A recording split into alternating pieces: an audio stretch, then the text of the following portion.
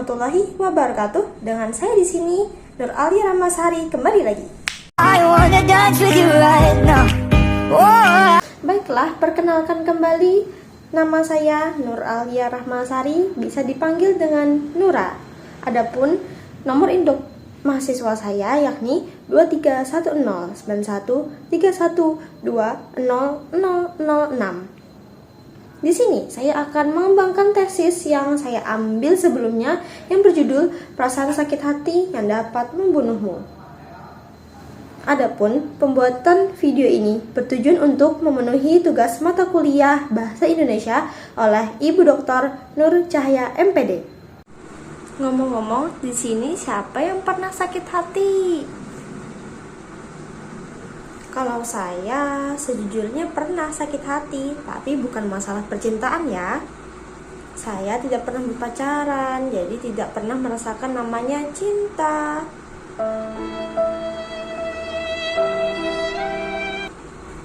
Lupakan itu. Jadi di sini saya ingin membahas sakit hati, tapi bukan hanya sekedar sakit hati dari pasangan yang berputus cinta ya. Sini sakit hati yang saya maksud itu sakit hati karena disakiti oleh orang tua, oleh teman, dan yang lain sebagainya. Atau sakit hati karena diri sendiri, misalkan kayak aku merasa bersalah, saya telah terlambat masuk perkuliahan. Seperti itu. Baiklah, mari kita mulai.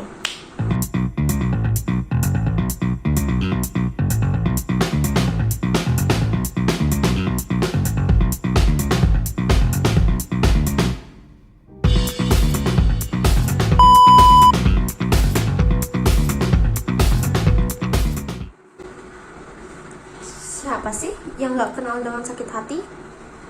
Sakit hati adalah sebuah perasaan yang mengganggu khususnya di bagian dada karena telah terjadi sesuatu seperti yang saya sebutkan sebelumnya, seperti karena diputus oleh seorang pasangan, disakiti oleh orang tua atau teman dan lain sebagainya. Itu merupakan rasa yang tidak nyaman di dada karena rasa sakit hati tersebut. Jadi, mengapa bisa ada rasa sakit hati? Jadi, sakit hati atau sakit pada suatu perasaan yang tidak nyaman di dada berasal dari perasaan sedih, marah, atau kecewa. Rasa sakit ini tidak hanya berdampak pada kondisi emosional saja, tetapi juga rasa sakit hati yang bisa menyebabkan pada masalah fisik. Penyebab kondisi tersebut dikarenakan keduanya sama-sama diatur oleh bagian otak yang disebut dengan anterior cingulate cortex atau ACC. Ketika kita sedang sedih karena sakit hati seperti ditinggalkan oleh orang yang tersayang, anterior cingulate cortex atau ACC yang terletak di dinding tengah otak akan meresponnya dengan menghasilkan lebih banyak hormon kortisol di dalam tubuh yang akan meningkatkan resiko apa? Tentu resiko peradangan sehingga mengakibatkan depresi. Dengan begitu, terjadilah perasaan yang lebih mudah sakit hati. Adapun sakit hati dapat berhubungan terhadap kesehatan jantung yang tidak hanya mempengaruhi suasana perasaan hati seseorang, tapi secara medis juga bisa mengubah detak jantung normal. Sebuah penelitian yang dipublikasikan dalam jurnal medis Open Heart menunjukkan bahwa seseorang yang sedang berduka akibat ditinggal oleh pasangan rentan mengalami gangguan pada jantung atau istilah medisnya yaitu atrial fibrilasi. Senyawa sitokin yang banyak keluar dari tubuh ketika merasa sedih membuat irama detak jantung tidak normal. Jika hal ini terus-menerus terjadi dalam kehidupan kita, maka dapat berakibat fatal, yaitu dapat terjadinya serangan jantung. Atau yang lebih parahnya lagi, bisa terjadi broken heart syndrome atau sindrom patah hati yang juga disebut dengan Takotsubo cardiomyopathy. Takotsubo cardiomyopathy merupakan kondisi seseorang yang mengalami gejala serangan jantung setelah mengalami peristiwa yang sangat menyedihkan. Saat terjadi peristiwa tersebut, tubuh mengeluarkan hormon stres dalam jumlah yang sangat besar. Hal ini menyebabkan pembuluh darah di sekitar jantung menyempit dan menyebabkan penurunan kemampuan otot jantung dalam memompa darah, serta gangguan detak jantung. Akibatnya, penderitanya akan mengalami gejala nyeri dada yang serupa dengan serangan jantung. Waduh, mengerikan sekali ya. Seperti yang saya singgung sebelumnya, jika dari sakit hati terus terjadi dan berkepanjangan, maka dapat berkontribusi pada penyakit jantung yang disebabkan karena kaitannya pada perubahan dan kondisi dalam tubuh yang terjadi saat seseorang mengalami sakit hati. Perubahan-perubahan tersebut menjadi pemicu terjadinya gangguan pada kesehatan dan salah satunya bisa berujung pada penyakit jantung koroner. Jika asap tubuh merasa tertekan, maka tekanan darah pun secara alami akan meningkat pada kondisi ini.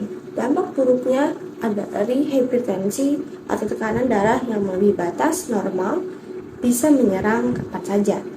Jika tidak segera ditangani, kondisi ini bisa menjadi lebih buruk dan menyebabkan tekanan darah semakin tinggi. Setelah kita mengetahui apa itu sakit hati dan dampak dari sakit hati,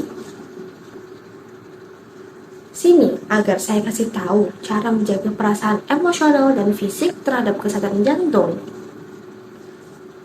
Pertama, dapat dilakukan dengan melalui perbaikan kondisi psikologis, yaitu selalu menjaga pikiran agar tetap positif, menghargai diri sendiri, mencari cara yang efektif untuk menghadapi tekanan, seperti mendiskusikan masalah yang dirasakan dengan keluarga atau teman dan berkumpul bersama orang-orang yang terdekat.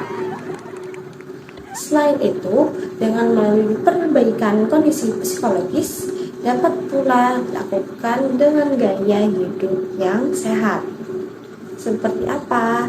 Seperti mengonsumsi makan makanan yang bergizi, olahraga secara teratur, batasi atau tidak mengonsumsi alkohol, dan berhentilah untuk merokok.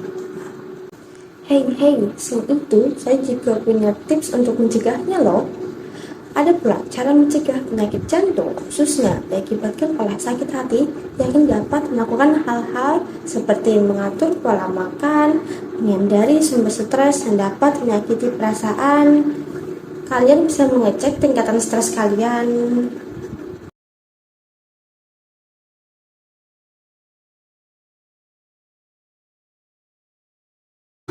Ini. Lalu, tidur yang cukup dan berkualitas setidaknya membutuhkan 7 jam tidur setiap malamnya, karena tidur merupakan prioritas untuk menjaga tubuh tetap sehat. Lalu, dengan mengontrol tekanan darah, dengan menghindari makanan asin dan berlemak. Apabila tekanan darah masih tinggi, dapat mengunjungi dokter untuk mendapatkan obat-obatan penurun darah sesuai dengan resep. Ingat, sesuai dengan resep dokter. Serta menjaga perasaan pasangan satu sama lain agar berada pada hubungan yang positif dan juga sehat. Jangan lupa selalu kontrol dan sayangi dirimu sendiri. Sampailah di penghujung video. Terima kasih sudah menonton. Semoga dengan adanya video ini dapat bermanfaat bagi diri sendiri dan juga orang lain, dan tentunya menjadi berkah bagi kita semuanya. Salam sehat dari seseorang yang jomblo ini. Wassalamualaikum warahmatullahi wabarakatuh.